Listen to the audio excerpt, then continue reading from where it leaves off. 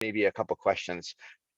Right. So if you read the second and third prakim in the Mishnayot of Ketubot, sorry, Kiddushin, not Ketubot, of Kiddushin, it's obvious that you can make Kiddushin al Tanai. I mean, there's almost no question about it. They just gives a lot of different examples where you say, I will, be mekudeshetli al manat right? And they have all sorts of interesting situations, like be married to me within 30 days, after 30 days, which is also a conditional, and if someone comes along in the meantime, what if you say in 30 days you'll be retroactively married to me, and so forth. So that's obvious. The kiddushin can be done al tanai, and if you look in Siman Lamed Chet, which we won't be looking at this part of it, but in the Shulchan Aruch, it lays out how do you do that. Like, what are the conditions? It lays out several conditions you need. Things like it needs to be Tanai Kaful, the hen and then the love and so forth, right? Not what we're going to do today, but I just want to make sure people are aware of this. When we get to, and hopefully people saw the Gemara, we're not going to look at the different Gemaras inside today, but in the Gemara, they take up the case of what about Nisuin. So, and what do I mean by that? And I want to make sure that this is clear. You do Kiddushin al Tanai, and then you do Nisuin, right? Which we've had a whole discussion, what is Nisuin, but you do Nisuin afterwards. The question is, what happens to that Tanai? And that's the entire question we're going to be dealing with. If you did Kiddushin al Tanai, then you did Nisuin, is the Tanai still effective, right? And if you guys saw in the Gemara, it's a machloket. It's not so clear, all right?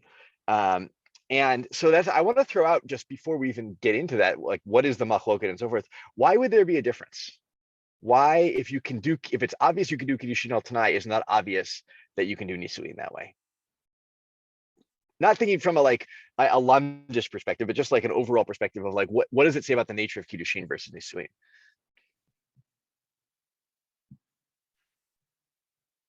Go for it, Alan, please. Right, not to be Alan, I can't hear you very well. Can everybody else hear him okay? No. Okay, I'll try, but is this any better? Beautiful. Yeah. Not to be trite, but there is something irrevocable, final, and necessarily quote unquote unconditional about Nisuin in a way that's not true for Kiddushin. But preliminary. Exactly. No, I think I think that's what I was thinking anyways, right? Kiddushin is a step, right, in a process, right? Nobody's end goal is Kiddushin. Nisuin is an end goal. I don't want to use it that way, but it's an end goal in a lot of ways, right? Is to be married.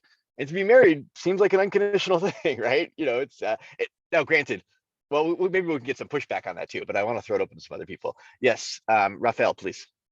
I think if we put inside the melting pot Gittin also, Gittin and Kiddushin can be al Tanai. And I think that's the difference between that and Nisuin, that like Gittin and Kiddushin both are legal. Like their essence is completely legal. They happen in a legal universe.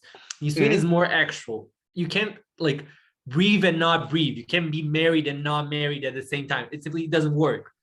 Yeah. So great. And maybe I have some thoughts about that too, but I'm going to keep it open for a minute here. Aaron, go for it. I realize it's always bad form to come in and answer a question when you didn't actually hear the question, but it sounds like the question is why are there Tanaim on Nisuin and not on Kiddushin and not Nisuin? Or why isn't it a machloket on Nisuin versus Kiddushin? It's vadai. Everyone agrees that you can do it. So but keep going. Yeah. So. But I mean, I wonder if there's also a difference in terms of, right, what is like a Jewish thing, right? For the Rambam, Kiddushin and Gittin are Jewish, and Nisuin is not necessarily Jewish. It's just sort of a standard thing. I don't know how that would map onto the Rambam's position here, but just the possibility that the Tanaim are for these, as Raphael said, the sort of religious legal aspect, and Nisuin is actually just some sort of more human or basic thing in which that language doesn't necessarily make sense.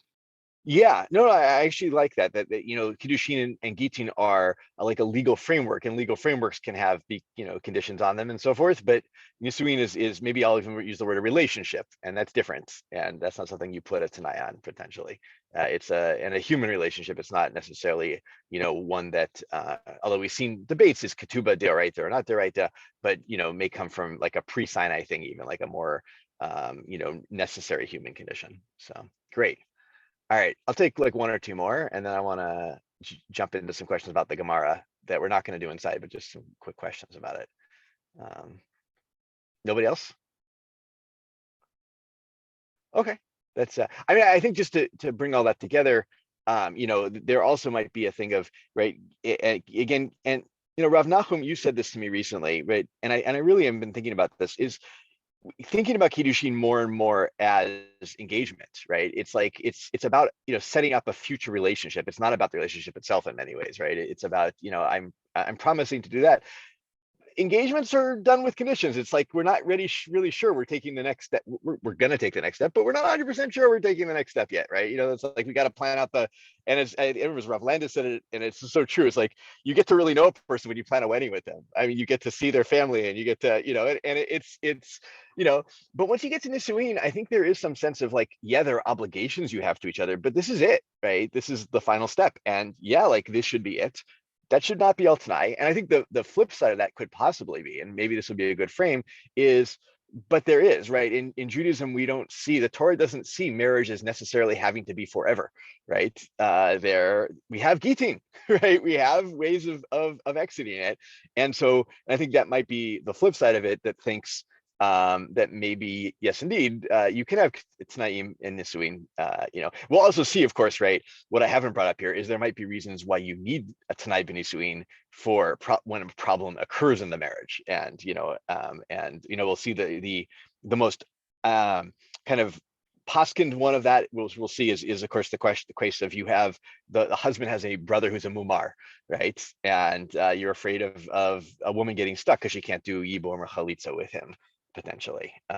So okay, good. So now I just want to jump into the Gemara. I'll actually I have a Yavni, was it you posted something here? Oh yeah, it was you.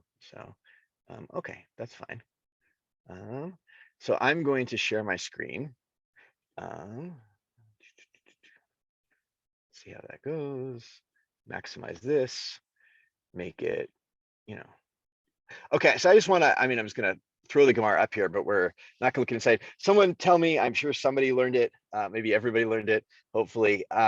In the Gemara, there's two major Amoraim in Machloket about whether or not you could do Nisuin and Tnai. Who are the two positions? Someone just shout it out. Rav and Shmuel. Rav and Shmuel, great, good. And we actually don't, as far as I know, ever get what Shmuel's position, why Shmuel holds that that you can, it holds up, right? The way the language always gets codified, right, is if you do a Tanai on Kiddushin and then Nisuin happens, you don't need to get, right, presumably if the Tanai isn't held up, right? But we get two potential things the Gemara throws out as to why Rav thinks that it doesn't work. What are the two things? One is the idea that like somebody, maybe again during this uncertain period of Kiddushin, somebody would have set a sort of condition by the time that like Kansa Stam, like you like did the chuppah, you had a wedding, like Stam, you didn't make any new conditions. Potentially read into that like they forgave the Tanai, right? Like that they had a condition during this more kind of like uncertain, like weird, tenuous period. And now they're getting properly married and they've like dismissed that Tanai and they're going into like an unconditional, as it were, relationship. And the other is that in a way, if you are doing like Nisuin al Tanai, then you're via, right? Like then you're like opening the possibility that if you're having sex with this person, in the case where it's not just during the chuppah, but also having sex with your wife, like retroactively, it becomes quote unquote bilat znut if the nisuin becomes nullified. And since we have this principle, people don't want to like oseh bilato bilat znut, then he must not be doing nisuin all time. Beautifully said. Yeah, exactly right. It's great language, right? Either achole achle letnae, right? He is surely, right? It's just like that double verb form that we see in Hebrew and in Aramaic, which is so nice, right? Is surely he has been mochel his snai, and because he just, did it stam. Or the other possibility is, right, people, we've seen this principle over and over again, and there's this idea that if you know that the marriage could have been retroactively dissolved at any point, as if there was never a marriage, and that therefore all the bia you had was biat snut, that might be a problem, okay? And we're gonna have to find our ways out of both of those potentially. What's the nafkamina between them? Actually, I didn't see enough coming in between them, because the way I read Yeah. snoot, for me was like, Mhm. once you do Bila, obviously means that you forgave the Tnai. That's what it is, because snoot. So for me, that wasn't like a different opinion, but rather that was like more of a explanation of Rav's idea.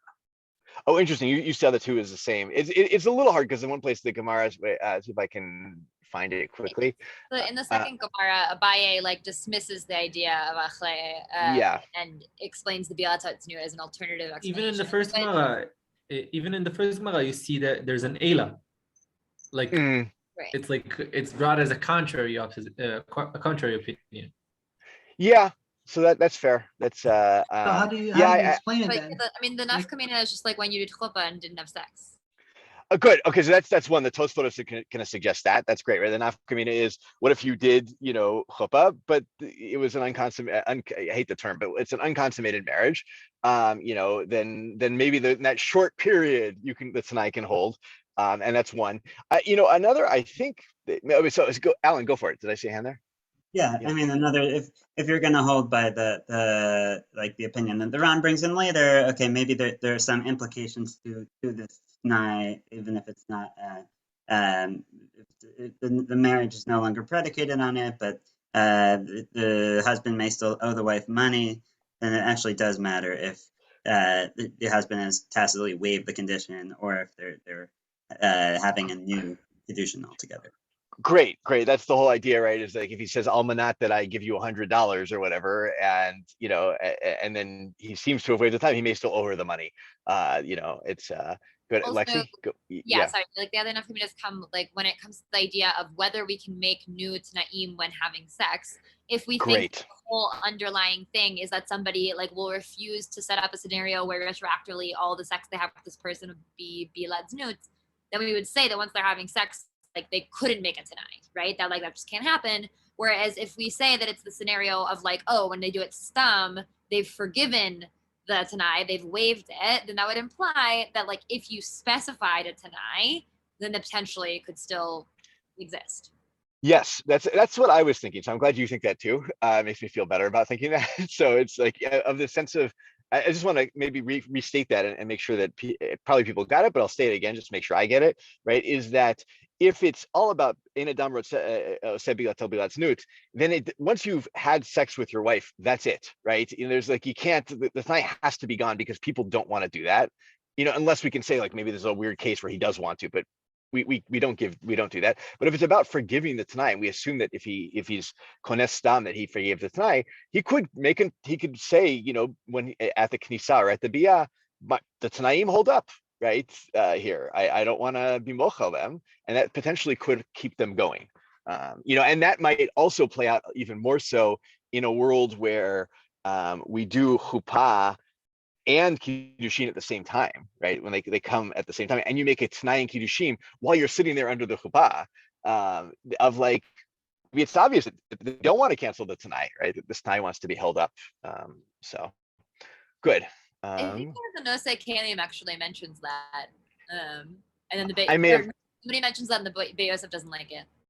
That's what it was. So I may have gotten it from somewhere. I may not have made it up, and I couldn't remember. So I appreciate that too. So good. Anybody else with final thoughts on that before? And then I want to dive into some sources. And I'm actually going to stop sharing my screen because the rest is going to be out of the, well, for the moment is going to be out of like the Torah and the Shulchan Aruch. Good. Sorry, did someone have a hand? I didn't see. Oh yeah, Aaron, please. There's also enough whether there's a machloket at all about bia, according to some of the Good. Yes. Say more. Right. That I think it's Rabbi Elazar who presents the first opinion on Daf Kufyud. I guess it's actually the second opinion chronologically, but that he's actually Cholek on Abaye and thinks that in a case where there's Knisa and Bia, everybody thinks she needs a get. Great. But that this is actually a case of Kansastam below Bahal. Yeah. So good, and that's I think the Tosfot brings that in, is where they try to make one of the Tosfot answers try to make everything that case, and they say, yeah, everyone agrees with Rav that once the bia happens, that's kind of it, and it's done. So, okay, with that, everyone turn to the tour Lamed Chet, and Seif Lamed Hey if you have Seifim in your tour. If you don't have Seifim in your tour, it starts Katav Harambam Hamakedesh al Tnai v'Chazar bo. So can I get a volunteer to read? Maybe also thumbs up that people know have found it, because I want people to have a chance here to find it. Good. All right, one person's found it too. We're doing great. That's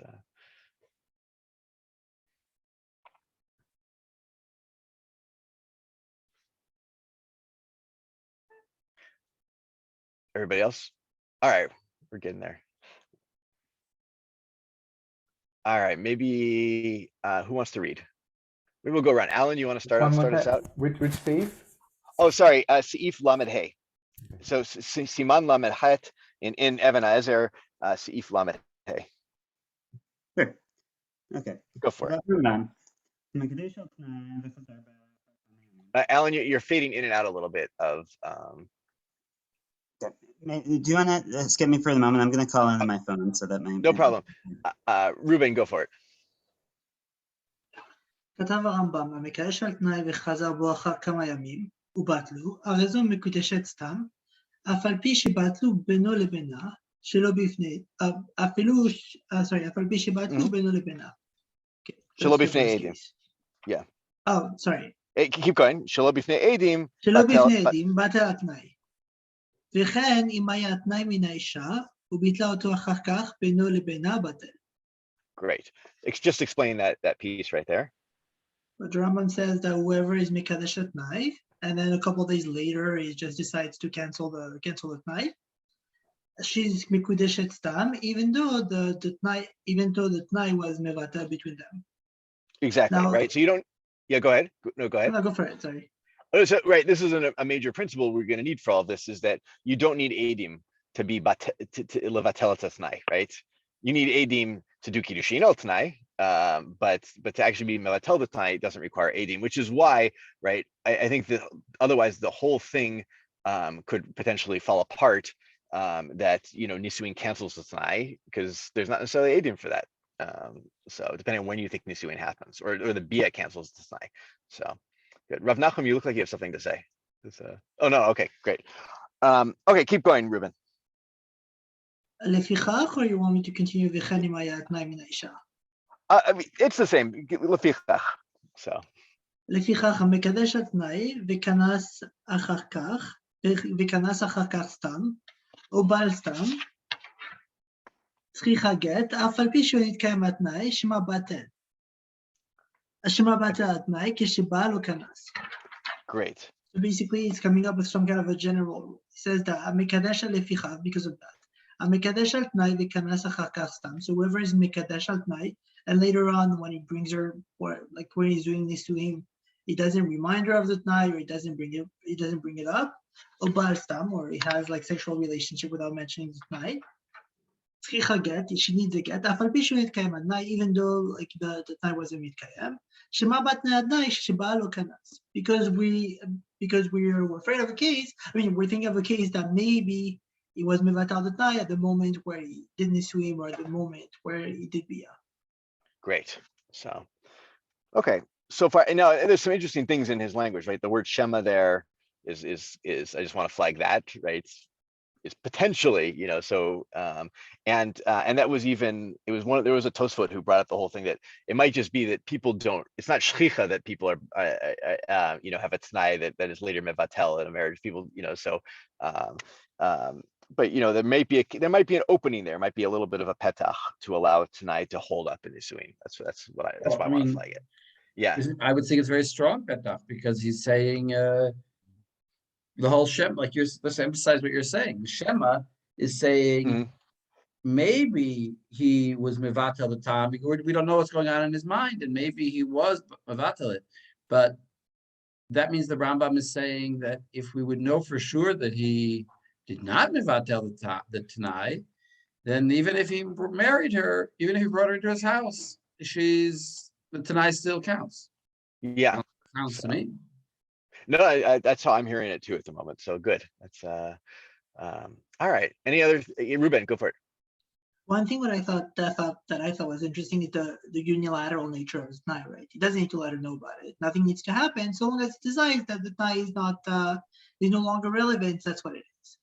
Yeah, that's an interesting point. It's an assumption almost, right? That we assume that if he didn't say anything, that the Tanai is gone, which is I think is very much loyal to the Gemara there, right? The Gemara seems to have that, at least in Rav's opinion, right? That if you do it stam, is an assumption made that that's the same thing here. The shtika is like canceling the Tanai essentially, but that would be okay. interesting to define what exactly the Tanai is. So like imagine that the Tanai is like, okay, whatever, marry me, but I'll give you $200, and then in her mind, she's being Mekadosh Almina that she's getting $200, and later on she's not getting it. So how could the Shulchan Aruch say that she's Mekudesh? Sorry, that she's that's a value wedding, it's a value marriage. The Tanai has to be something different, I think, and I think that's where the explanation of Rashi back in the Gemara could be interesting. So which explanation? The one about Knas versus Bia? The one where you're basically saying that the Tanai is that she doesn't have any strings attached, doesn't owe anyone money, or she doesn't have any suing on her, whatever. Yeah, well, that actually comes out. There's a reason Rashi actually says that. I didn't give it to you. That Gemara is based on a Mishnah, and the Mishnah is about a man says, "Marry me on the condition you have no nadarim on you," essentially, and be mekudeshet to me. Not marry is a bad term to use for this, and that seems to be a major Tanai that the Gemara plays out of like. I will be married to you only on the condition that you don't come with baggage, as that you don't have secret nidarim, you don't owe people money, that kind of stuff. Good. All right, let's go on to Lamed Vav in the tour. This is Seif Lamed Vav. Alan, can you read for us? Sure. Can you hear me? Yeah. Great. Great. Can Katav Rabbi Meir Boni, right? Wait, can I interrupt? Sorry, can I interrupt for a second? Yeah, go for it. I'm thinking about what you're saying about the example of the Tanaim, and that's an example where it doesn't have any difficulty it doesn't cause any loss to the woman. In other words, the Tanai would have to be such a Tanai, because if it would be a Tanai that I give you some money, then he can't necessarily mevatel it in his own mind. He's causing her a loss.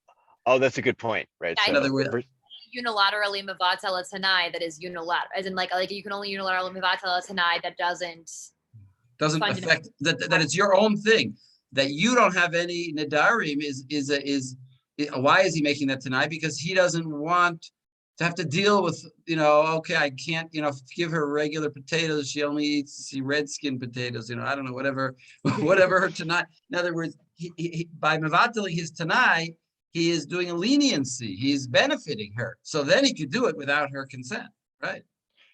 Yeah. Yeah, so that's why I was saying that the Tanai has to be interpreted according to Rashi, that it's Tanai on his end rather than her end of the the bargain, basically. Which, by the way, reinforces the idea that there could be a Tanai in a wedding. In other words. Yeah, exactly. This is a very possible thing to do. So that's great. So sorry for interrupting. Go ahead. No, please go for it. Aaron, I think that's why the Ron goes on to talk about this Tanai where it ends up becoming more of a loan to sort of get out of this issue of, well, then were you having Bia that is potentially Bia Tznout? No, because the Tanai is still in effect. You haven't exactly what you've sort of waived it, but what you waived is having to do it right now, but you still have to do it at a later date. Yeah, exactly. That's in fact actually. So I'm going to go a little bit out of order. Everyone look down to the Darchei Moshe Ted Vav. Aaron, you're gonna get to read this for us. Go for it. Oh, and credit to Alan for highlighting this a few minutes ago. Yeah. So.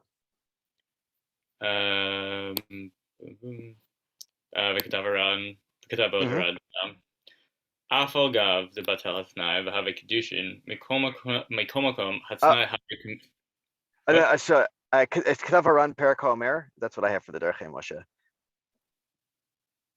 Unless you have a different. Oh yeah, no. I was sorry. I was later down in the part where he talks about the loan. Oh, okay. It was just, but start earlier up at the beginning of Got it. Tet Vav.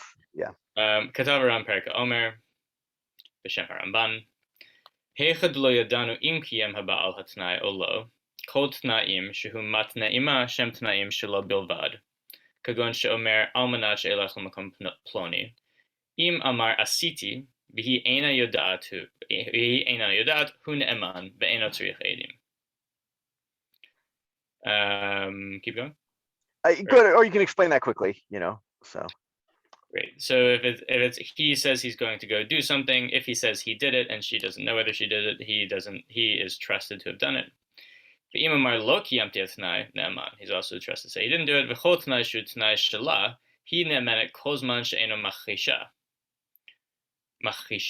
Right, and any t'nai that's hers, she is trusted so long as he does not contradict her. Great. Kol t'nai shebein levina, kagon she'eten lach matayim, o titen li matayim, klal gadol, hamotzi alav araya, leficha, b'kedushin hi ne'emenet, v'gerushin hu ne'eman, lo asra. Okay, so any sort of bilateral t'nai, the general principle is whoever is going to be taking the money from the other person has to bring proof, which is why, as a general principle, she is ne'emanet for kedushin and he is ne'eman for gerushin. Great. So, all right, because if it's batel, it's who's extracting the money, right? Good thing. Keep going. Though it would seem a little confusing if he makes it tonight. I'm going to give you $200, and he says I did it. She's ne'eman for kedushin. I'll do kedushin on the condition I give you $200. She's ne'emanet for kedushin, but she is also the person who would have to produce the raya. No, he has to produce the raya because he says almanat, and then he says I was mevatel the tanai. You owe me $200.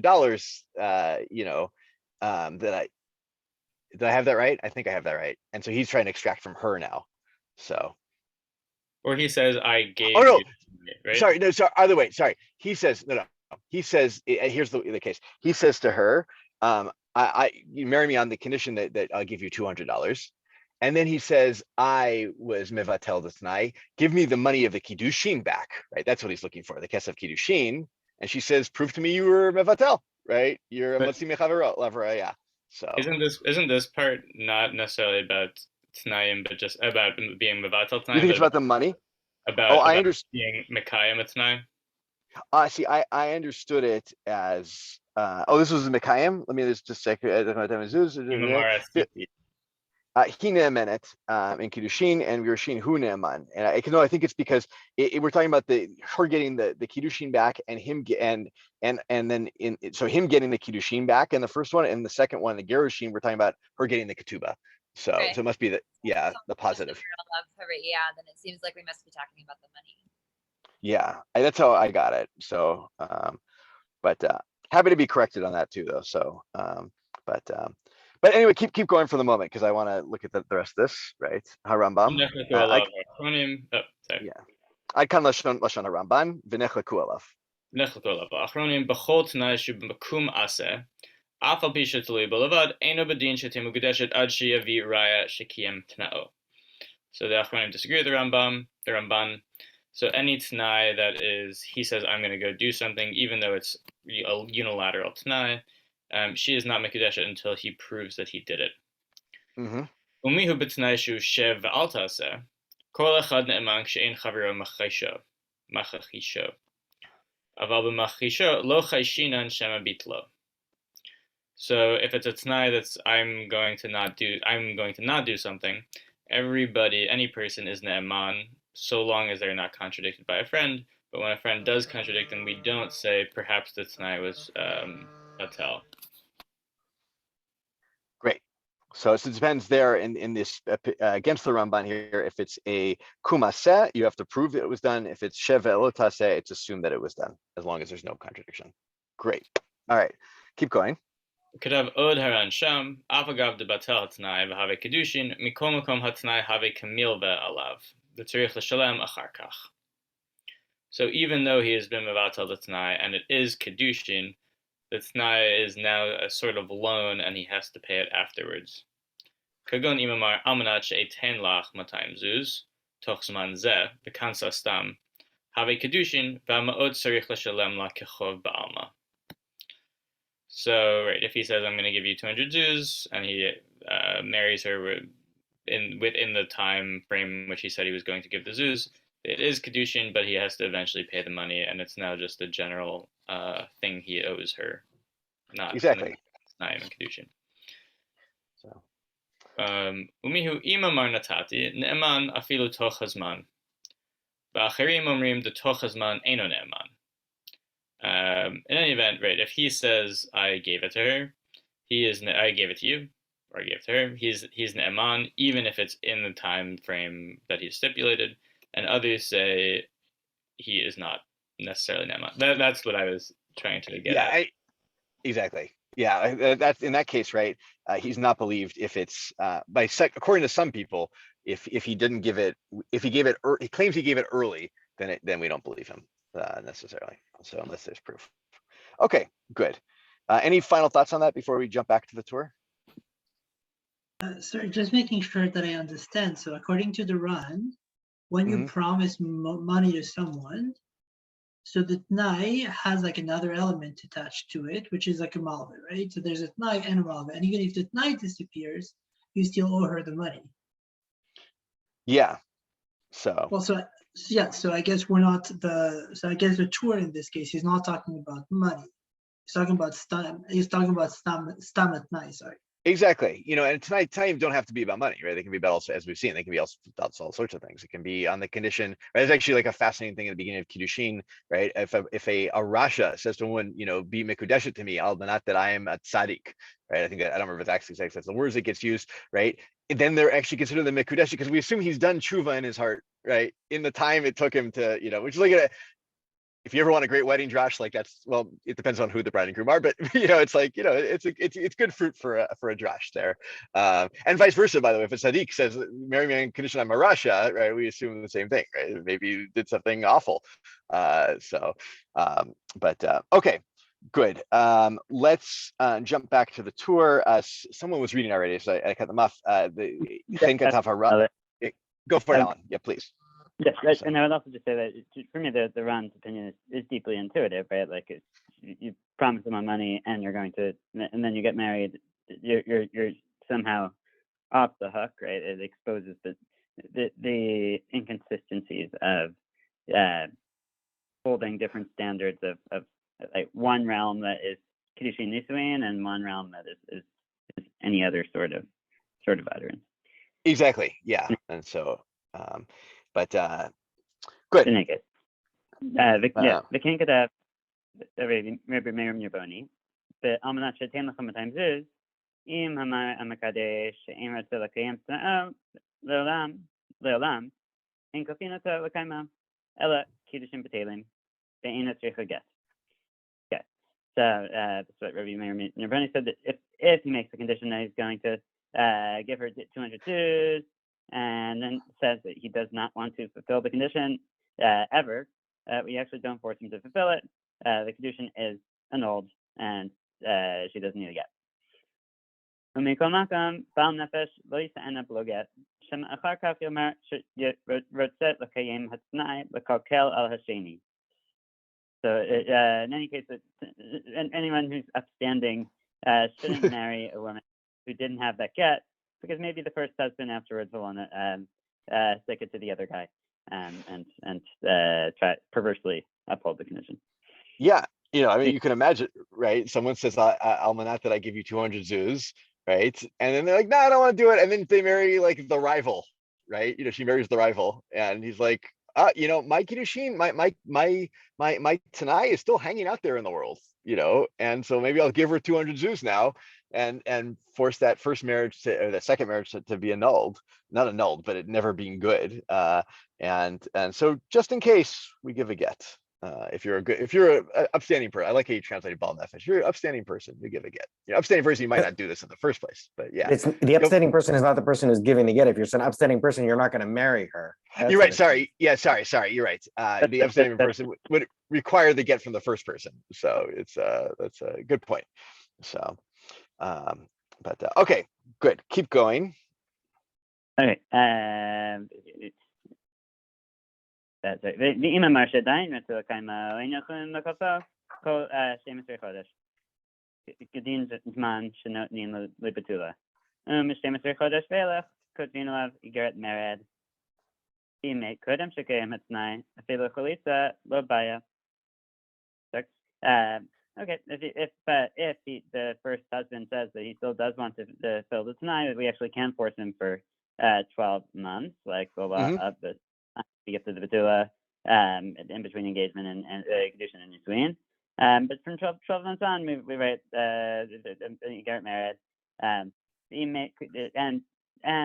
if he dies before the tonight gets fulfilled, we don't even require chalitza.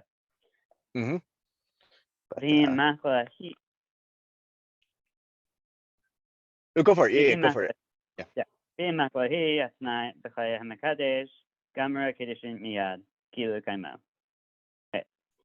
If he waives the condition during the lifetime of the one making the vow, the nisuin goes through immediately, as though he had fulfilled it. Exactly. So. בכל הנתנאי, מהרי שלא כנסה, אבל כנסה מקודש מיד. מסתמה בשכניסתה לחופה, אכלת בתנאו, כדי תמעין במקדש על תנאי. Right. So, מקדש על תנאי ובעל. תנאי ובעל, חייב ליתן לה כתובתה, ממה נפשך. אם מחלה, הרי נישואיה גמורים. ואם לא מחלה באותה שעה, הרי עדיין יכולה לנפול, וכשתמחול בגלל ילדה, נישואים גמורים הכתובה יש לה. Right. So everything we're talking before was dealing with a case in which they haven't got married yet. But once they get married, just immediately consider mikudeshet. Because at the time of the entering into the chuppah, he has effectively waived the vow. As we said, someone who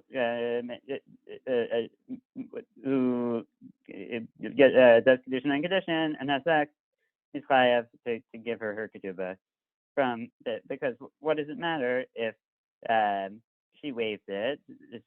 In which case she's totally married, or even if she didn't waive it, she can still waive it whenever time she likes, and when she does, it just indicates that it actually is a real marriage at that time. And exactly. She gets the ketubah. Great. So, okay, good.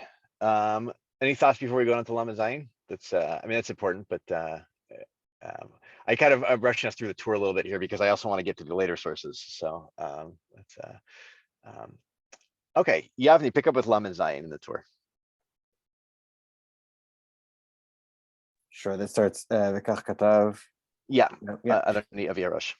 וכך כתב אדוני אבי הראש ז"ל, בתשובה באחד שהלך למדינת הים וקידש על תנאי, אם באתי מכאן ועד 12 חודש תהיה מקודשת מעכשיו, וקודם שהלך נתרצו שניהם להאריך הזמן, ועברו 12 חודש ולא בא, הוא בא קודם הזמן האחרון, וכתב, wait, so should I explain the situation is someone goes to sea, and before he goes on his journey, he does kiddushin al tnai, saying if within the 12 months I come back, then the kiddushin should hold from then. But if I don't come back, then the kiddushin then there were no kiddushin, and after that initial kiddushin, they decide between the two of them that they want to give more than 12 months, just in case it takes long. Or yeah, they want to give more than 12 months.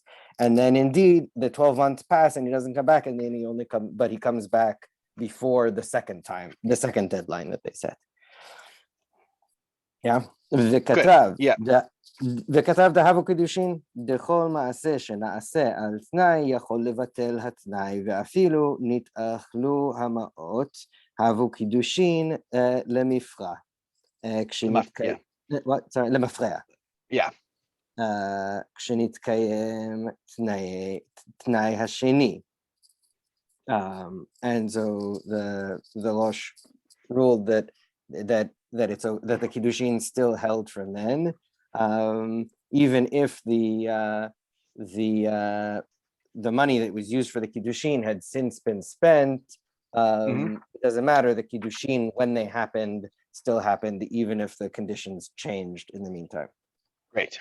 So I don't remember why I gave that, or maybe I didn't even give that, but it's I found it interesting. So, okay. So with that, I want everyone to Sorry, now. quick question. So Yeah, is he go for it. effectively Yeah. saying that the Tanai is irrelevant because it could be canceled at any time? It's like, well, what's the important, like, what's the status of the Tanai here? Is it relevant, irrelevant? Do we consider it, don't consider it? It's a great question. I think that does throw the whole thing into a little bit of confusion of Tanaim can be canceled really easily, right? I think that's an important point to this. And so it becomes, it makes us at one point say, this is like a really powerful tool. And on the other hand, we need to be very suspect of it, I think, at the same time of, do we actually assume that a Tanai is going to maintain itself throughout the marriage, or, as that Tanai is still hanging there, but, or do we assume that, it's just like too easy, it's too easy to get out of. But I'll leave that as a question. I think that's going to be some of the, the fear around Tanaim is I think as we see it. Oh, Lexi, do you have a hand? It was Well, this is like somewhat tangential, but just I don't know how many people have like read like the Brit Ahuvim and things like that, like an alternative like text for the Ketubah, but I was learning it in a class, and there was somebody who was like, honestly, whose main kind of discomfort was that, it'll like this and several of the other like modern liberal formulations also include like ones that essentially say anything that does include some form of kiddushin, says if all of these conditions aren't fulfilled, then like retroactively, like this was never kiddushin or whatever.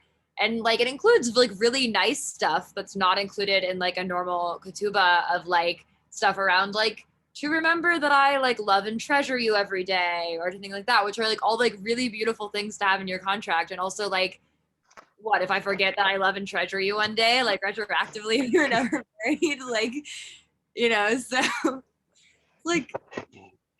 Yeah, no, I know, I do. That's actually like a really interesting point too, is like what a Tanai has to be. It has to be something very solid, right? That you can also, rely on. So Rav Nachum, sorry. Well, we can answer perhaps Ein Adam Oseh B'yato B'yatznud, and he's mevatel all those Tanaim, and they don't count. That would be, and then you're still married even if one day you don't love and cherish your spouse. So. But I thought this last thing was very interesting. But it's a good point you're making, Lexi. It's a very interesting point. In other words, be careful what Tanaim you're putting there. Who says you can keep them?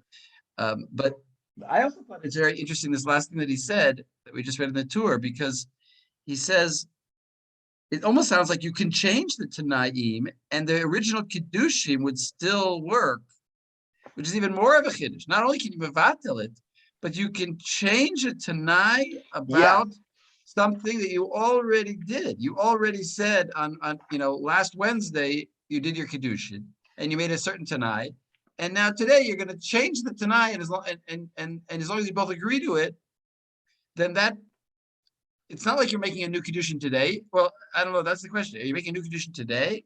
No, you're not. That's why he specified even if the money's gone. Like there's no kiddushin happening. Right. I mean, so unless you consider that the Tanai is a chav, right? If you consider the Tanai is a chav, then the chav can be forgiven at any time. I think that's a point that the Ram was trying to make at a certain point. But changed. That's the difference. Well, let's say somebody. No, but that's the thing. Like if the Tanai is a chav, whatever, like if you're forgiven the chav, it's like the kiddushin is still alive and well. Well, you don't have to make a new one. is what he's saying, that after that now today it's as though you're making a new kiddushin with a new tanai. The other one is batal. We're making a new one, and it's from today forward, not from that previous date. And we're just using the money that was used then, that was given then, And the action that was given then, essentially, and right? the action that but it's from today. It's not from. In other words, I guess you have to. We said have a kiddushin l'mafreya. We said retroactively. Yeah. It was Yeah, that's in the Torah. Yeah, I also thought that's very weird. I don't know. It just it strikes me as very weird how you can say that. Yeah, it's sorry, Aaron, I saw your hand too. I didn't want to. It's I mean, if it was a new kiddushin, you would think you would also need edim. Yeah, I mean, I think, yeah, I know. I think Rav Nachman, I hadn't thought about this, but you're really hitting a point that maybe even strengthens the point I was trying to make, or maybe I'm just going to pretend it strengthens the point I was trying to make. That it's a very kind of fickle world of Tanaim, right? It's like there's not a lot of solid ground in it, and I think this is where the fear really comes from. And that's with that, I want to actually jump. Do people have HaEzer Kufman Zayin? We're just going to go to Shulchan Aruch. I'm going to skip the Beit Yosef, which I assigned to you, but just in the interest of time, if you have everyone good with that Kufman Zayin in the Shulchan Aruch? I'm pretty sure it's pretty easy to find online. So if we go to Kufman Zayin, so towards the end of HaEzer, we're dealing with Yibum questions at this point, Hilchot Yibum, and I want to read Seif Dalid. This is, it's going to get us a real case where sometime Tanaim in Kiddush in Nisuin might be necessary. There might be lots of cases, but here's just one live from the field. So Raphael, do you want to read for us? Kufnan Zayin, Seif Dit. You're on mute though. Looking for it, just a second. Okay. Maybe it's better for someone else, maybe. Or maybe we can give you a little time to find it. And yeah, just a second. My Sefaria isn't really working, and unfortunately, I didn't buy yet my Shulchan Aruch. Kufnun Zayin. Kufnun Zayin. Kufnun Zayin. Kufnun Zayin. Pardon. You know what? Here, let me do this. I can help people out here a little bit. I'm going to pull it up online as well. Here we go. Ala Torah is a great website for it as well. Shulchan Aruch. HaEzer. Does anybody not have it? Just found it. Okay, good. נפלה לפני יבם מומר. Yes? Exactly. יש מי שמתיר אם היה מומר כשנשא אחיו, ואין לסמוך עליו. Okay, good. Just explain that one piece here. No, so like the idea basically is that like if a couple is married with complete conscience of the fact that the brother is mumar, so like it's a inner t'nai in the kiddushin that they don't want this kiddushin to continue in a situation that she will fall before the avam. But the Shulchan Aruch says any smoch al zeh, because like I don't know, he doesn't explain it a lot, but like tachlis. The t'nai wasn't meforash. Yeah, something like that. So for the moment, we'll just say he doesn't even get into that deep an explanation. He says we don't rely on this answer, but keep reading in the Roma now. Yeah. אומר אם עברה ונישאת בלא חליצה, כי לא ידעה שהיה לה יבם, ואחר כך נודע שיש לה יבם מומר, לא תצא. היו לה שני יבמים, אחד מומר, מה רימיין, סימן ב', ויש אומרים דווקא חלץ לה לבסוף. וזה מערי סימן נ"ד. היה לה שני יבמים, אחד מומר והוא גדול ואחד קטן והוא ישראל, לא תחלוץ אלא מן ישראל, אפילו בדיעבד לא מעני מן המומר. וכן השיב מהר"ם. וכן כתב מערי ומעריק. So like, now the Rama enters in the whole complication, like if actually, I don't know, if actually the mumar is Jewish, like in a complete sense. Yes, so yeah, this is the problem. So just to give it right, mumar is someone who is Jewish, like they're born Jewish, but they I think the simplest case, they convert to Christianity, right? And so then they have this weird quasi status where they're like, they're going against Kol Torah Kula, and so they have like a semi non-Jewish status, but they have a semi-Jewish status, and so it's not so clear if their actions do anything, but they might still have a chiyuv to do yibum, right? And this is why it becomes such a complicated case. So yeah, so like the first case is like I feel that if she actually marries, she doesn't go out. Lo teitzeh. And there is a possibility that she doesn't even need the chalitza anymore. Like the Mari means the first option, the Mari means. No, the Mari means, and the Mari says that davka if she actually had chalitza. Like we need to like fix this marriage in some way. Exactly. The situation of Shnei Avamim actually like frames it a bit better. Like we actually don't count him so much as a Jew. Like we prefer the actual Israelite, like the actual Jew, the Jew that that like is still Jewish in his ways of life. And if you actually have a possibility of having a Jewish chalitza, the chalitza from the mumar doesn't actually count. Maybe because she still is kuka to the Jewish one. Exactly. So, but if he's anus, it works. B'diavad, maybe. So, okay. But keep going. It's actually the end I really want you to see. So keep going with it. לא מעני מן המומר, וכן אישים מהרם ומערי ומעריק, אבל אם הוא אנוס, מעני בדיעבד. המקדש אישה ויש לו אח מומר, יכול לקדש ולהתנות בתנאי כפול, כי אם תיפול לפני מומר, דיעבם לא תהיה מקודשת. So like, it goes back to the Shulchan Aruch. Like, the Rema is basically saying you actually can do a T'nai explicitly. The whole thing that the Shulchan Aruch says that any smocha is a situation that the T'nai wasn't explicit in any way. Exactly. And here he's got a case, right? That you can do a T'nai kaful, right? That when you get married, when you do Kiddushin, I have an achuz and mumar. And if, God forbid, when I die, and you're stuck, if I predecease you, you're stuck with this ach mumar, then we never were married in the first place. So, and that's, and it's right here in the Ramah, right? I mean, he's like, this seems to be like T'nai b'nisuin, right? No question about it. He's doing it. And good. And so now I want to look at the Beit Shmuel on this. Let's see who's next. Lexi, you want to read the Beit Shmuel in Vav on this?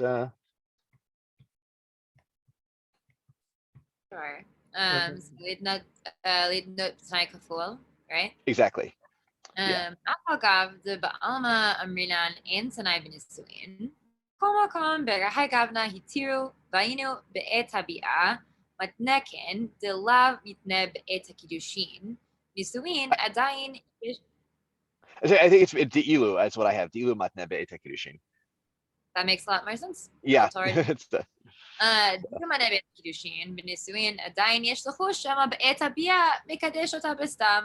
right. So like this has to be talking about a case where you need to be making this before the bia, not like at the kiddushin or even necessarily under the chuppah, because we're worried if you just do it with the kiddushin that like potentially you're like forgiving it or changing your mind if you just do it, if you just have sex done afterwards. Exactly. And also whatever his beginning was like, usually we don't say that you do T'nai b'nisuin, but in this case we permitted it. V'ayim b'siman lamed lefi tshuvot hanizker la'ayil tzarich lomar k'ma shekatav d'matne be'et habi'ah. Oh, sorry. I think did you skip V'ayin bach shevi tshuvat mari? Oh yes. So the Bach got into this. Are we going to look at the Bach? We're not going to, but read what he says about what the Bach says about the Mahari here. And he compares this to the ones that are mentioned in Lamed, which we were just reading. And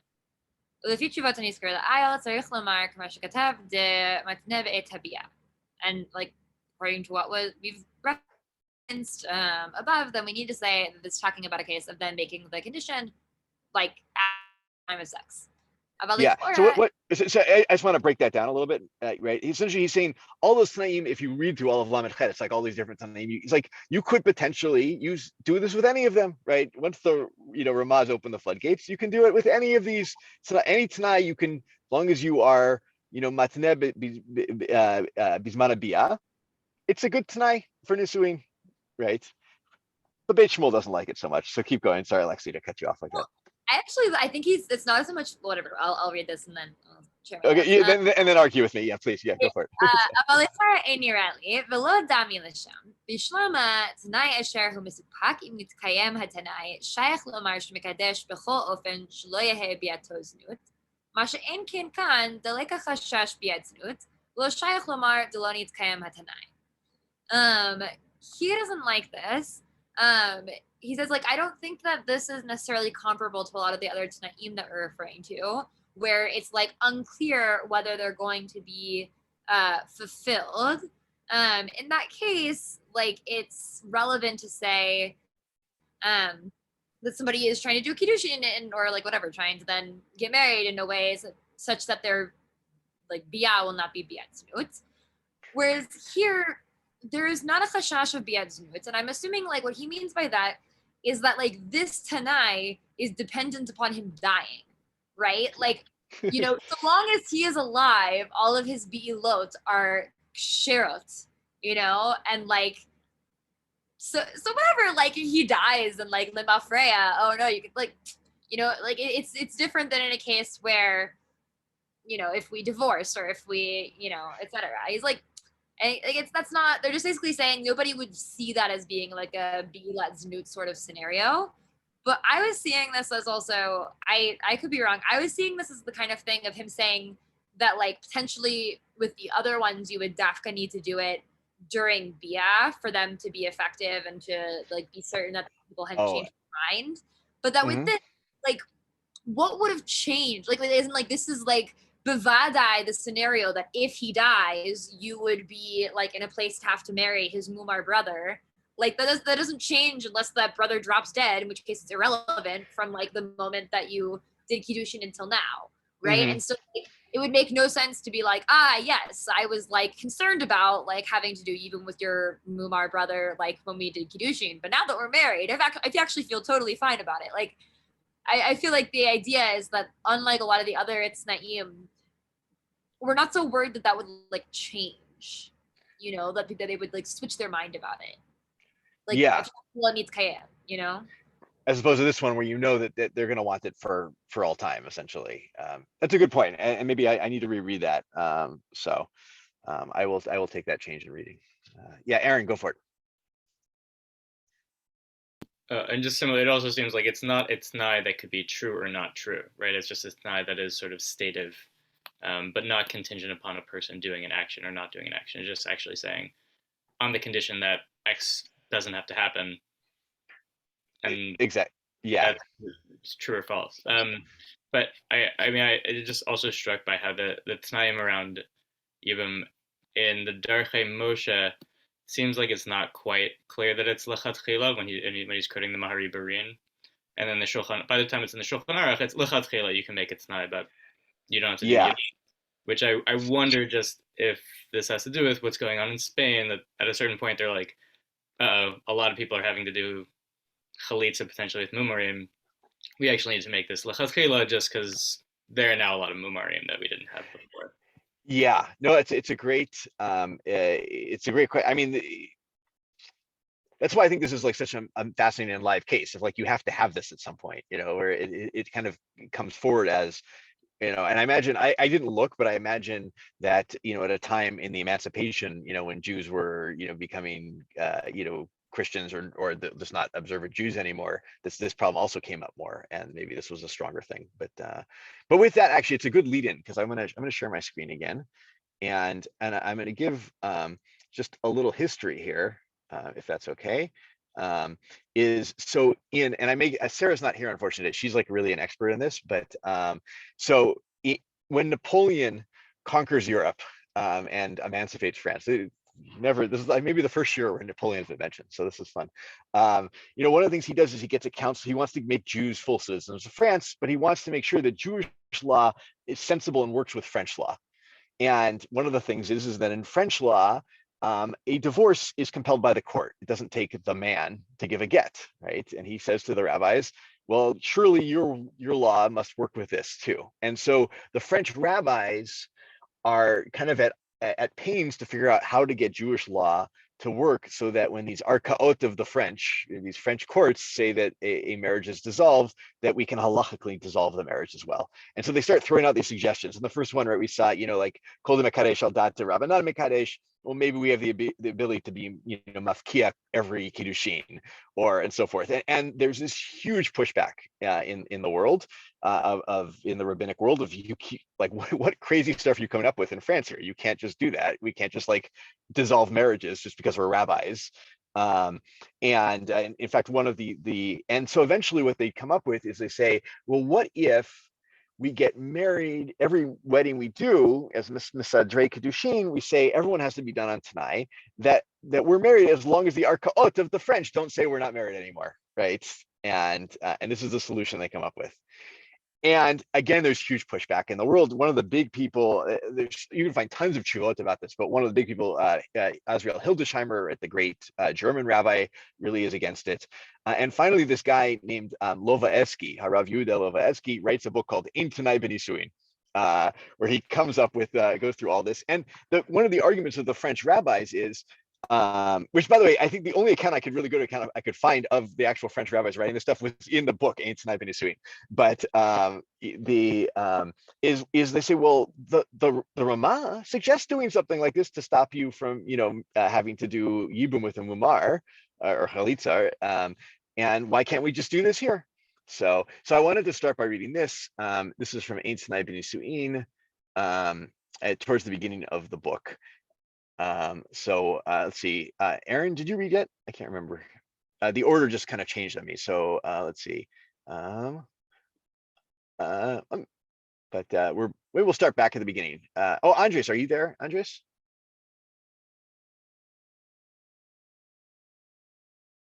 No. Okay, we're gonna go back up. Yavni, go for it. Yavni, you get to read. Okay. אבל עדיין לא נחו בזה בצרפת. כי אחר שביטל ההיתר הנ"ל, יצא אחד בעצתו לתקן לעשות קידושין על תנאי, שיאמר לה בשעת קידושין, הרי את מקודשת לי באם ששופטי הממשלה יגרשו אותנו, ולא אתן לך ספר כריתות כדת משה וישראל, לא יחולו הקידושין. וכמו ביוון מומר שכתב בספר תרומת הדשן, הוא מביא הרמה באבן העזר סימן קנ"ז. Should I explain that, or that was pretty much what you explained? That's what I said. I just, yeah, better words. So. והשבנו לבעל התקנה אז כי אין זה מועיל חדה. דהבה מתנה על מה שכתוב בתורה, כמו שכתוב בספר בית מאיר, ועוד לא תקנו רק בחליצה וייבום שאין להם בנים, ולא יהיו בניהם בני פילגש, וגם לאחר מיתה, כמו שכתב בעל נחלת שבעה, שהוא ראש המקילים בזה, וגם באופן שאין לה לסמוך, שאפשר שיחלצנה ולא תבטל התנאי.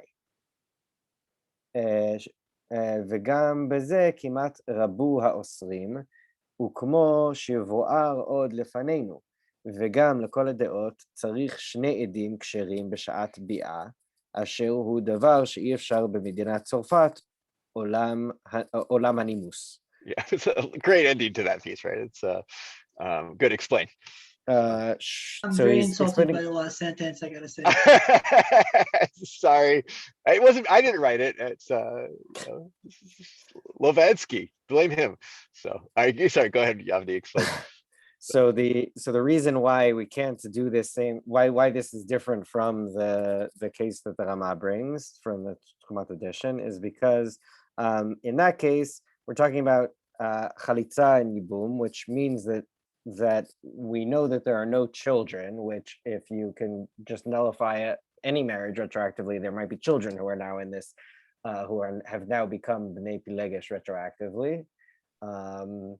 And also because it's only after the husband dies, which is a different case. Which is what the Beit Shmuel was kind of getting at, right? It's like, Right. So, okay. Right.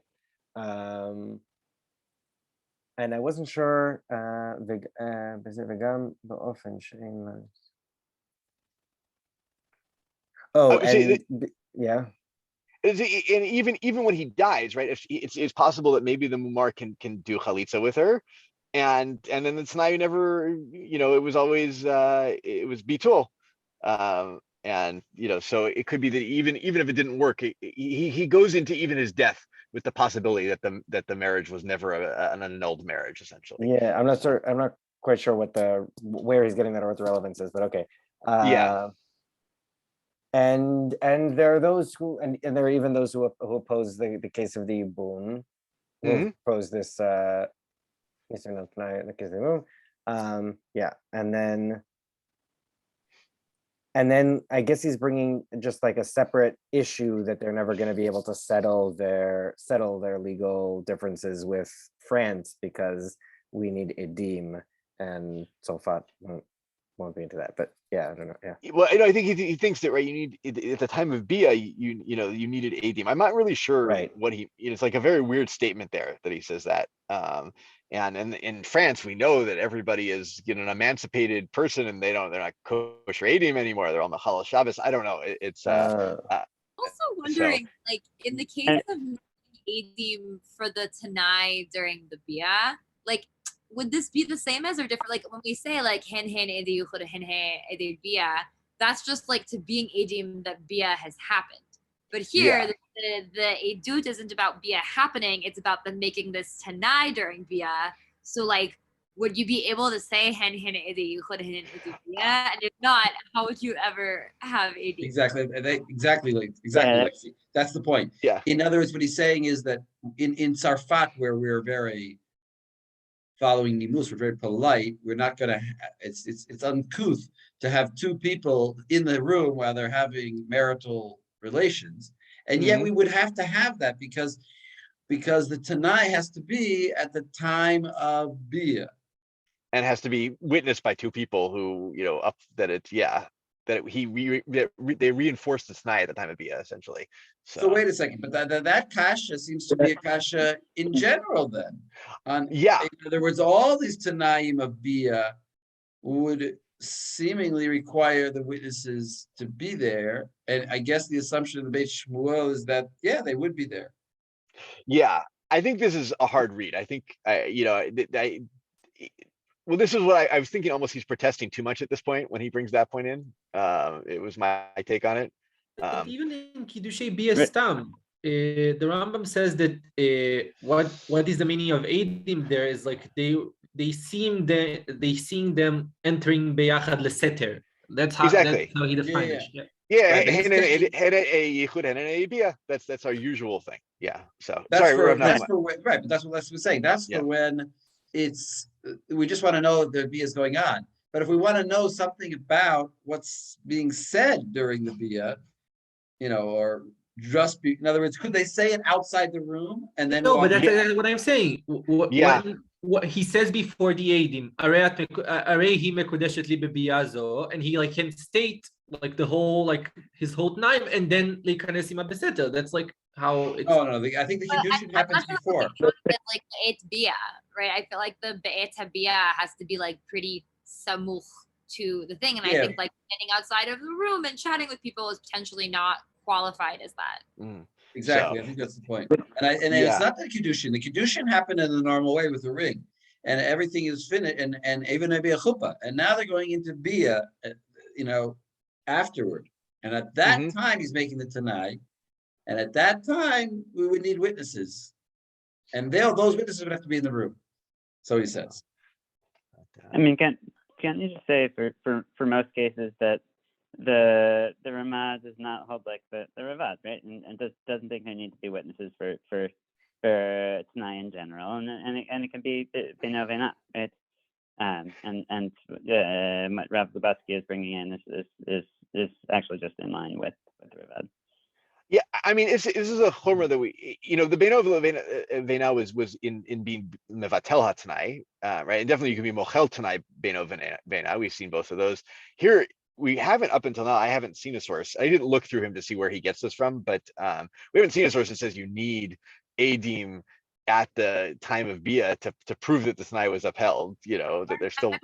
Also, like potentially, if it helps, right? Because if our concern is about the idea if you do like Kiddushin al Tanai, the Kansastam or Bia, like in that case, potentially, if you do Kiddushin with this Tanai, and there are witnesses for that, potentially you could argue, okay, like there were witnesses for this initial Tanai, and all I need to really do with the Eitz Bia is like reiterate that Tanai so you know that I haven't been mochelet, so that you know that I still like want to uphold this, but it's not really instating that Tanai, it's just kind of making sure it's not buttheld. And so potentially you could argue like, well, there were witnesses when it was put in place, and now I'm just like clarifying for the two of us that this is still in place. Yeah, exactly. Yeah, that's the way I understood it up until this point. By the way, just Alexi, one thing on term, and I think I've used this in a poor manner, right? Is mochel the Tanai would be to say that the Tanai is no longer there, and therefore the Kiddushin is stam, it's just done without a Tanai. And batel the Tanai is actually to say that the Tanai is negated. And did I have this right? Maybe I'm now confusing myself. And to say that there never was Kiddushin in the first place, essentially. Yeah, no, you're Yeah. So I was, but by the way, I just also want to point out his other thing he says here, right? Which is matneh al mashikatu b'Torah, which we didn't look at this inside at the beginning of Lamed Chet. Shulchan Aruch is one of the things you can't do. I can't make a Tanai against the Torah, right? You know, and then you get in all kinds of questions like it's Tanai that you only marry me if you eat treif or something like that. How does that work? You know, but he's claiming that this is matneh al mashikatu b'Torah, which I think is, I don't know, people, the way I understood this, and maybe people, you know, is that the Torah doesn't say that Arkaot of the Goyim is what decides a marriage goes or doesn't go, right? That's a problem. And this is to like essentially undercut the entire idea of what Torah marriage is. And I think that's one of the things that's really bothering him here, and not just him, a lot of these people, is that he feels that this is problematic in this sense. Right. Or the Torah says the man has the power to create a get and not the woman. Exactly. And now suddenly it's not even just the woman, it's these, you know, non-Jewish courts, right, that are doing it. Right. But this is a stretch. In my opinion, this is definitely a stretch to say that, because it's against the ruach of the Torah, perhaps, but perhaps a big perhaps there. It's definitely but it's not against the halacha. It's not against the halacha. So, Lexi, what do you want to say? No, I was just agreeing that it's definitely like not identical to like, oh, you can do this if you eat treif, right? Like those aren't identical things. It's not dafka anti like contradicting the halacha. It just kind of is. It's uprooting. It's uprooting. It's uprooting a Torah concept. That's what it is. Which we actually find by inheritance laws, also by wills. There's also the way we do. Sometimes we uproot the Torah law, but it's not going against the Torah. So, right. Yeah. So sorry, someone put something in the chat. I just want to. Oh, okay. So, good. Sorry, Alan, were you saying something? Yes. I mean, I read this in a little bit more of a broader sense, right? In this sociological way, what's being done by this HaEzer is shifting the locus of power from the basin to France. And right later on, Rav Yechiel Yaakov Weinberg spells this out and says it opens up Basel Ishut B'Yisrael v'Nimtza Ishut Tzulia B'Akifat B'Dat Arkaot, right? Like, okay, maybe like Masha Katuv B'Torah Mamash is not being batel, but there is a shift in political power and the people who are legislating. But if you think about it, that's exactly what the rabbis were trying to do. That's what Napoleon told them to do. Yeah. That was the point. The point was to put the power into the hands of the goyim, and so they succeeded. I mean, that was their goal. You can't criticize. I got a quick question. Like, I mean, in this particular case, the Tanai is applicable to pretty much everyone that's getting married in France, right? So by the logic, why would you have to reiterate the Tanai b'shat bia? Because you know that you haven't been mevatel the Tanai, right? Like, it's just part of your marriage at this point. So I don't know, like the last argument for me doesn't make a lot of sense, because I would say it's like a different type of Tanai almost. It's like a social Tanai as opposed to like an individual Tanai between him and her. Yeah, it's a great. I mean, on one end, you probably say that, well, maybe the rabbis are forcing this upon their people too in some ways, and maybe their people don't want it. But the second thing is, I think, look, I think anytime someone makes three arguments in a row like this, that they're all a little bit weak. It's because it feels wrong to them, and they actually maybe don't have that much to stand on at the end of the day. Like and I think, look, some of the great fear here is, like, we're supposed to be to ourselves, and there really is something to, like, what if they start doing this with other areas of Torah? We all want to have meals with you Jews and over pork. Like, can you rabbis figure out a way to eat that? Yeah, like, at some point you start to and I think there really is a fear here of a slippery slope that's going to happen. That's my guess, though. I'm not a social scientist. It's not my area of expertise, but but I feel that with this piece here, and the fact he wrote a whole book about it. But with that, I just actually want to. So someone also had a question before. Was it So Aaron? one last question Oh yeah, before. go over it, Ruben. Yeah. Sorry. I mean, if it wasn't so against it, I could see that being an actual solution to like the problem of a chained woman. Sorry, I lost the word. Good. That could be an interesting way to look at it. Beautiful. So here's what happens, right? In the 20th century, Rav Eliezer Berkowitz, who is he actually has smicha from two different places. One from Akiva Glasner, who is the son of the Dor Revi'i, and also he learns at the seminary in Berlin, or at Hildesheimer, which at the time the Rosh Yeshiva is the Sridei Esh, right? Yechiel Yaakov Weinberg. And Eliezer Berkowitz comes to the U.S. He realizes, this is something we really need to solve, cases of Aguna. And he puts together a book called Tanaim B'Nisuinu V'Get, right, where he suggests that not about that based on the courts and all this, but rather about making Tanaim that if you end up in an Aguna situation, the Kiddushin never took effect, essentially, right? And this is his big chiddush. It's not so. I mean, it's a big thing. And I actually wanted to read just at the very beginning here. So his teacher, the Sridei Esh, right, which really one amazing Talmid Chacham, he actually writes the Hakdamah to the book.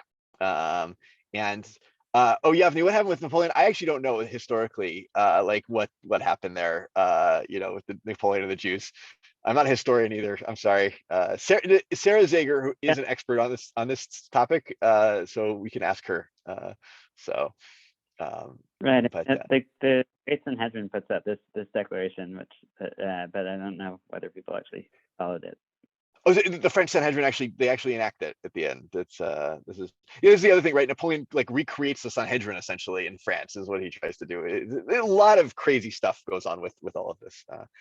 Eventually, they expel Napoleon anyway, right? Then they send him to that island, and he's I think the whole thing just remains alive. Like the organized Jewish community in France now is like very much based on this model. However, they're now more religious than they used to be, but like I think it still remained based on that model, like put forward by Napoleon. Oh, really? Wow. So that's do they still do it? And there is no Sanhedrin, but like. Yeah, but do they do it tonight in Kiddushin? Oh no, not that I know of. Okay. It's now been like most of the rabbinical position have now been taken over by like rabbis that are more like religious, I would say. So like there's no way they would do that. Yeah. So anyway, I want to jump to this here. This is the intro to the book by Rav Eliezer Berkowitz. This is the Sridei Esh writing, and we've got a whole bunch of stuff in the chat. We've got some. Okay, good. Maybe I'll read this one.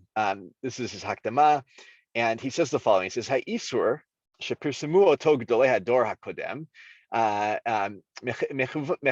מכוון היה בעיקר נגד התנאת התנאי של רבינו צרפת, right? Everyone was against them.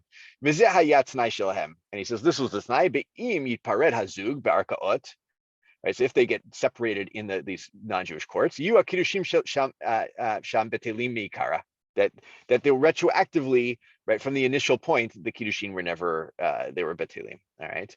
Neged zet, tanu hageonim mikol artzot, shedavar zeh yigrom lebitul kiddushat ha'yishut b'Yisrael, chas v'shalom, right? He says, and he spells it out, right? Everyone's like, this is going to destroy Jewish marriage, right? If you open it up to these courts. V'chol ha'inyan yafoch lemin chozeh shel shutafut ve'af isha ha'mesarevet b'yishut right? And he says, yeah, and just give power to the women to annul the marriages if they to end the marriages. Not what we do. What was that, Rav Nachum? I'm just saying, but that's what we're trying to do.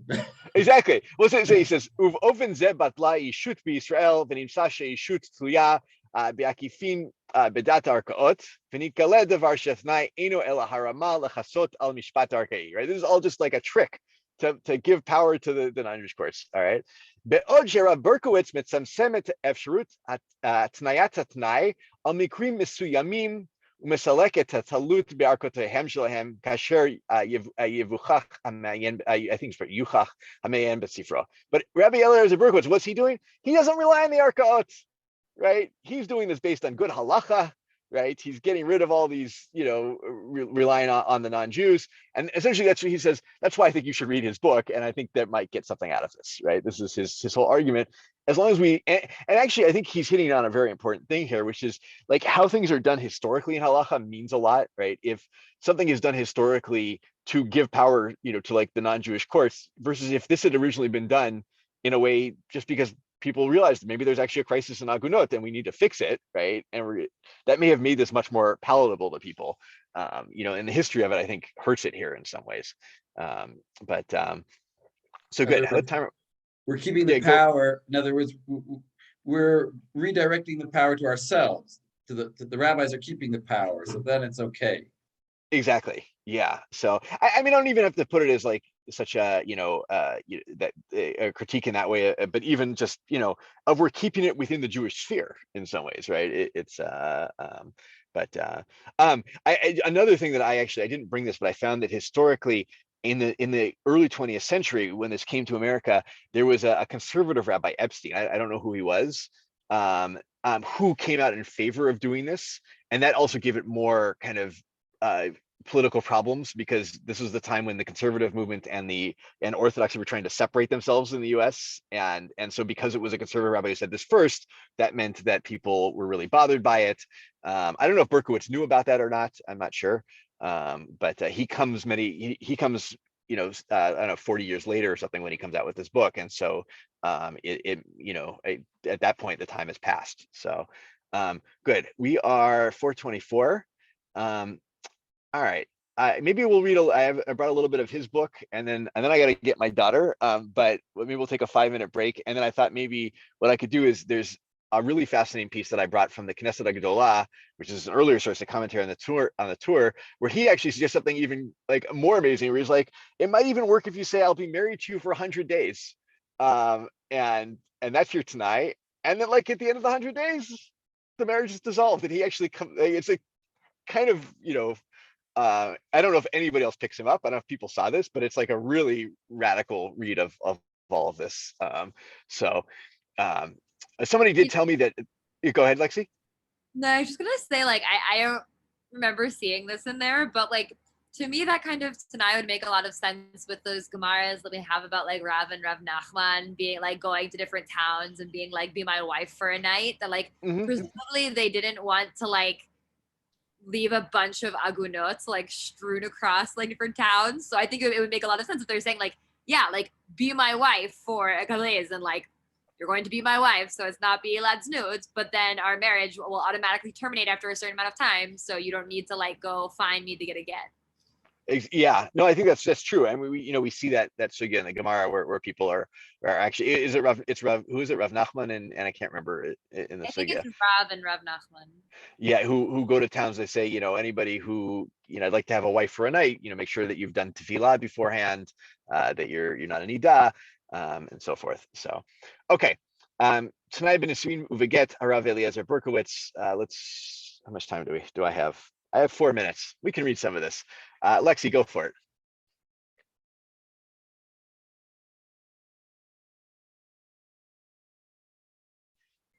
Sorry. נתבונן עכשיו בעתנו השלישית. האם יש לסמוך על תנאי שהוא דומה לתנאו של המהר"ם ברין בנקודה אחת ושונה ממנו בנקודה אחרת? Let's look at another problem. Can we rely on tonight that in some ways is comparable to the one given by the Mahari and in some ways is not comparable? Dayinu shatanai hutna miikra b'ofen shikiyumo u'ikiyumo אי אפשר להתברר, אלא זמן מסוים אחר הנישואין, אבל מקום מקום יתברר בחיי הבעל ולא אחר מיתתו. Okay, so it's one that on the one hand is like definitively limited by a certain chunk of time, and on the other hand will be like clarified or determined or occur while the Baal is still alive, or doesn't have to happen after the Baal has died.